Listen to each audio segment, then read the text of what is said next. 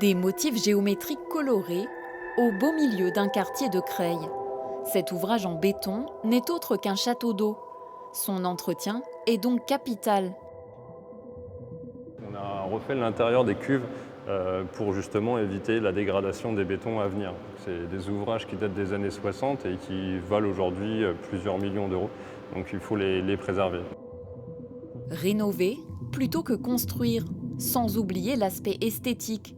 Ce chantier a donné naissance à un projet d'envergure confié à un artiste plasticien. L'objectif sur une structure aussi grande que ce château d'eau, c'est de pouvoir voir l'art de très très loin. Donc nous avons eu surtout la volonté de demander l'avis et la participation des habitants, et c'est pour ça que nous avons fait deux visuels. Les habitants ont pu par la suite voter pour le visuel qu'ils préféraient. On s'est rendu compte que la plupart des habitants de Creil n'avaient pas forcément le temps d'aller ou l'envie d'aller visiter les structures culturelles. Et c'est vraiment une volonté politique pour moi, depuis 2020, d'amener l'art dans les quartiers. Des immeubles en face, la vue a effectivement changé. Cet employé de mairie apprécie. C'est un beau projet, ça change la vue et ça change aussi l'image du quartier. Et ça fond bien avec la nature.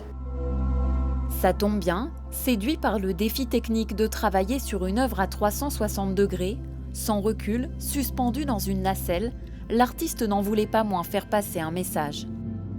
L'idée c'était de travailler sur des couleurs qui font penser à la nature, donc au ciel, à la forêt, au soleil, etc. En utilisant des formes géométriques, donc ça c'est un peu mon langage visuel habituel. Donc voilà, l'idée c'était de faire transparaître la nature à travers une œuvre abstraite. Un projet pour créer du lien avec les scolaires venus visiter la structure par exemple, et qui donnera peut-être d'autres idées, ici ou ailleurs.